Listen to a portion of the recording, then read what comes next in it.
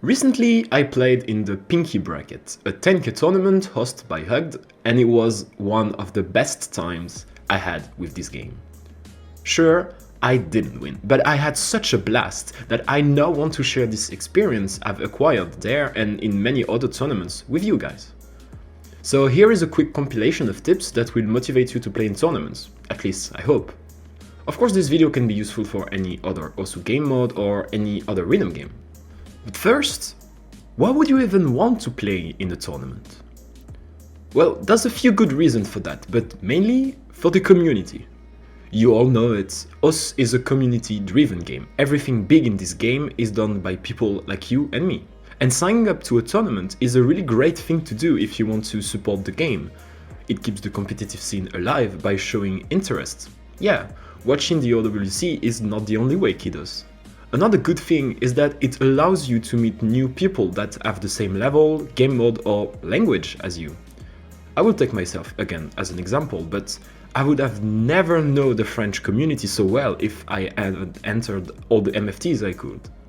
If we take a more individualist approach to the question, you also have a lot to gain from tournaments. Your progression will be boosted. That's a statement I cannot avoid. You might think it's a bit clickbait, but let me explain. Tournaments force you to play things out of your comfort zone, not only in terms of difficulty, but also in terms of styles of maps.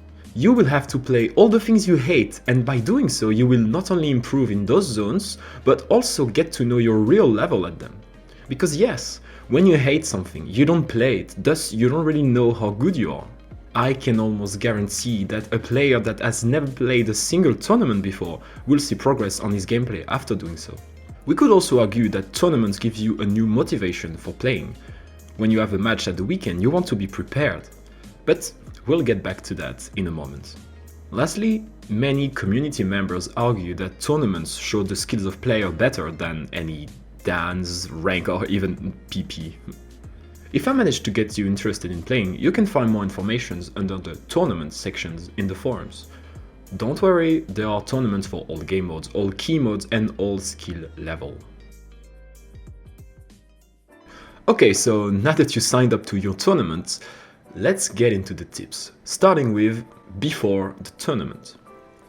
Read the rules. Yes, read the freaking rules, please. I can't even remember how many times I've seen a player in a bad situation just because they didn't read the rules.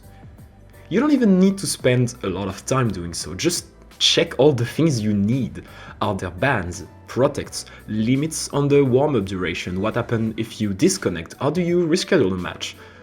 You need to know those things, and most of the time tournaments have their own sets of rules, so don't take anything for granted. Another tip that's more situational is regarding tournaments in teams.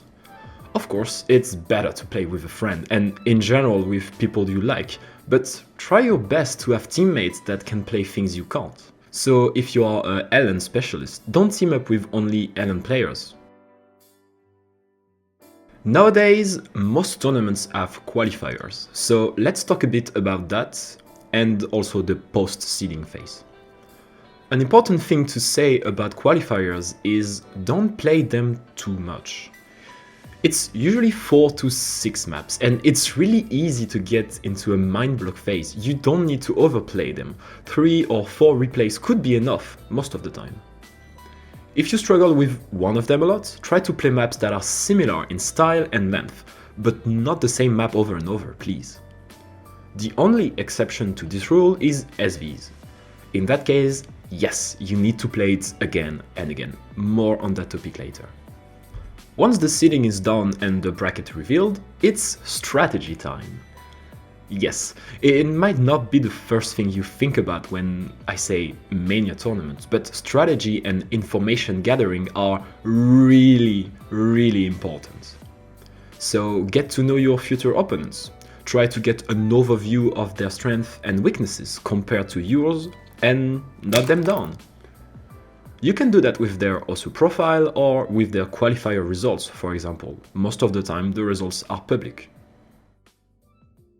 We now enter the preparation phase, and even though most of the matches are during the weekend, Don't think that you have nothing to do during the week. Of course, the first thing to do is play the map pool, but play it in a smart way. Take notes at the end of each map or even in the middle. What style of map? Can you FC? Can you double S? What's your feeling? Do you like it? Once you're done, you can combine those notes with the notes you have on your opponent to choose which map to ban, to protect, and to pick. Those notes will help you choose the right map at the right moment once you will be in the middle of the match. Without them, it's really easy to get lost. I want you to also keep in mind something. In a tournament match, we only care about you and your opponent, not the rest of the world. Don't pick maps that you are good at. Pick maps that you think you are better than your opponent.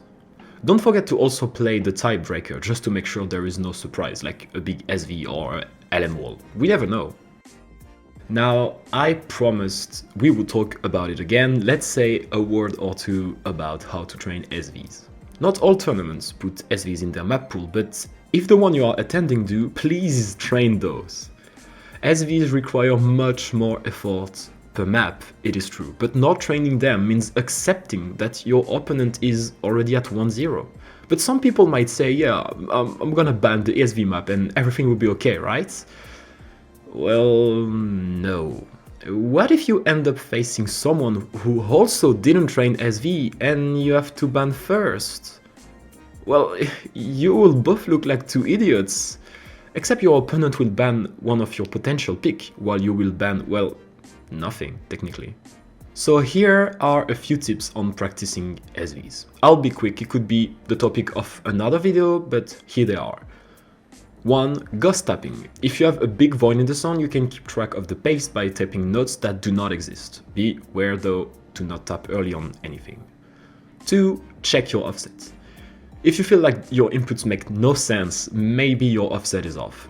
But most of the time, you just suck. 3. For slow jam, try a cap.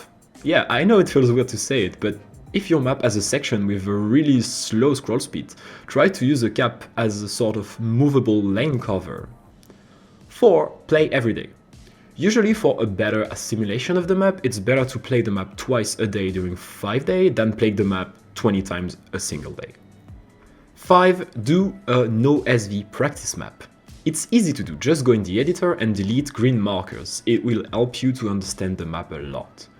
And finally 6. Practice portions by portions. Be sure you fully understand the start of the map before going to the rest. Splitting the map into different practice diffs could also help.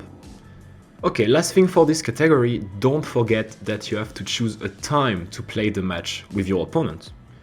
On that topic, the best time to play a match is the time you usually play the game, so try to stick to your routine as much as possible.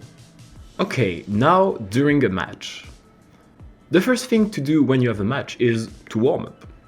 A warm-up is really personal, so you might want to adapt those tips with time, but here is what I would advise. Play around an hour before the match. Not too much to avoid being tired, but enough so that you are at your full potential. Try to stick with maps that are close to the map pool in difficulty. You might also play some maps from the pool to have them fresh in your mind. Try also to play maps from different style. If you only warm up with Rice, you might struggle in match with Ellen picks. In most tournaments, before the match, you are allowed to play a warm-up map of your choice that you must have sent to the ref beforehand.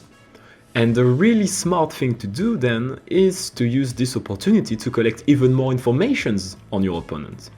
As an example, you can pick a map easier than the map pool to check their ratio and choose whether you go for easy picks or not. And the very last tip, during the map itself, don't forget to turn off the leaderboard. Default keybind is tab if I remember correctly. This is really important to not be distracted and to not get nervous. Nerves are a really important part of the game, and managing your stress is something truly personal. But luckily, the more matches you play, the more you'll be used to the pressure and the less it will negatively impact your gameplay. Well, those were the tips I had to share with you. If you feel like something is missing, feel free to comment below so that we can all benefit from it.